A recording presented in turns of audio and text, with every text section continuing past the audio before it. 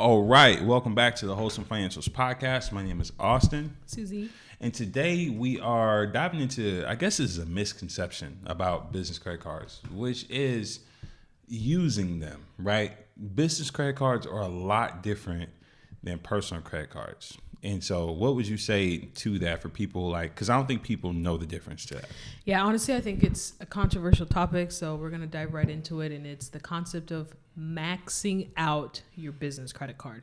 Like it's actually a good thing. You want to do this. And we'll explain why and all that good stuff. Yeah, in short, your business credit cards do not report to your personal credit, even if you personally guarantee that business credit card, right?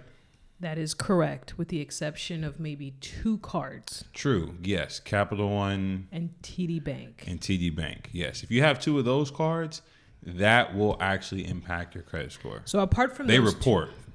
So apart from those two, every other business card that we're going to talk about follows this diagram. Yeah.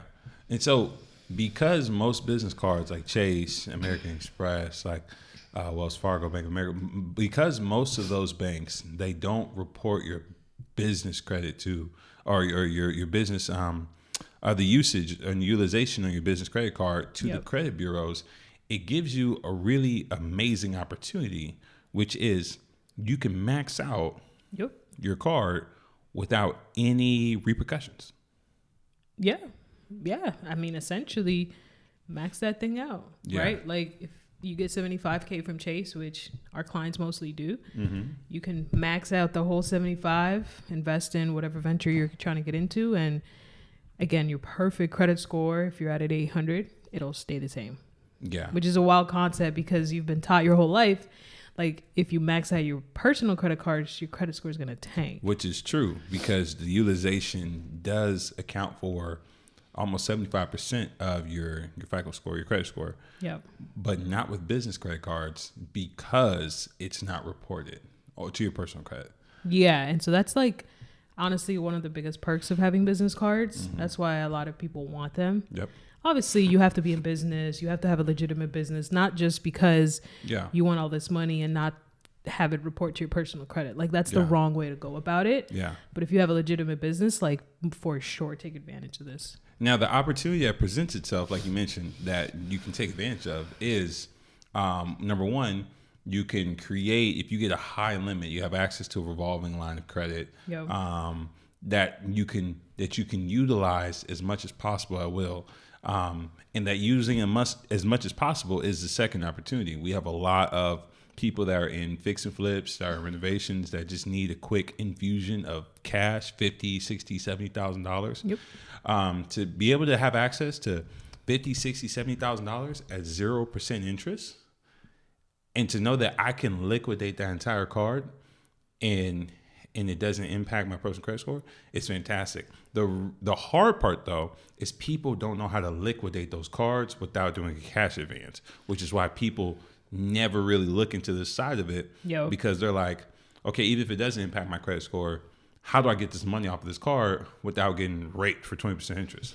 Yeah. So the biggest hurdle, like you said, is liquidating because normally you're going to get hit with a 22, sometimes even like 25, 29% liquidation or cash advance. Like if you go to the ATM and you try to get cash from a credit card, you're going to be hit with 22% on whatever that amount is, which is crazy. I would not do that at all ever. So if you're watching this, don't ever do that. Like it's going to cost you more money than potentially what you could make from it. But there are ways around it for a lot cheaper, right? One of the ways is to invoice, right? So invoice a friend. You can invoice a friend or, a coworker, whoever it is that you trust. And usually that liquidation fee is about 3% of whatever you liquidate. Which is a lot better than 25.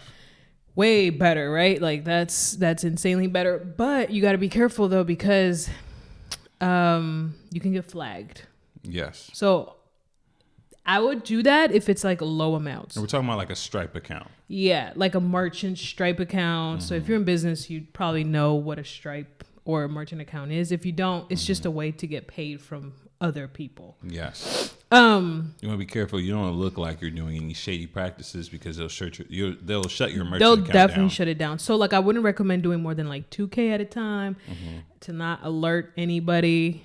But there is a more straightforward way to do it using a liquidation company. They usually charge a little bit more, like 6%. However, you can liquidate 50, 60, 100, and it's more secure. It's legitimately a company that only liquidates. Like that's their whole job. Yeah.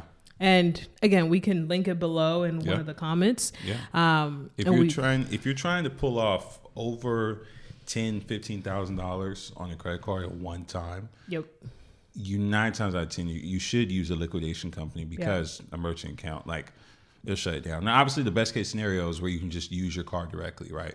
Yeah, exactly. So if you're like in the Airbnb business and you want to renovate the apartment, give it to your contractor. Yeah, or like, you need to do a couple things at Home Depot, buy a couple appliances. Like that's great. Like it's a credit card. It's still the same. Yeah.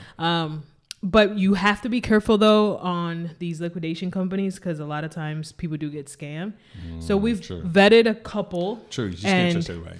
We found one that's 100% legit, and we've used in the past. Our clients used them in the past, and again, it's about 6% to liquidate, which honestly still beats the 22%. It beats SBA at the ATM. Yeah. So like for sure, I'm gonna use it, especially like if you're in fix and flips, right? And you need to renovate the place or pay your contractors. Yeah.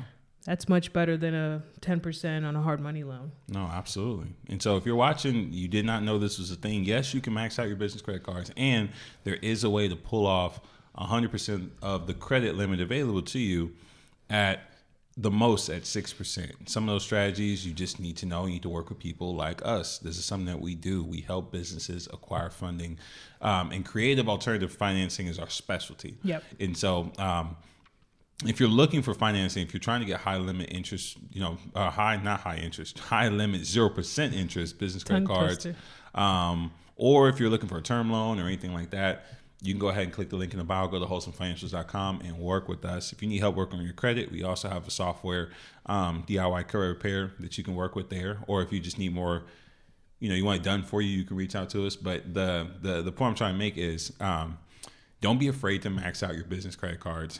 And there is a strategy there. There is a way to fund your venture. Maybe you don't need a full loan.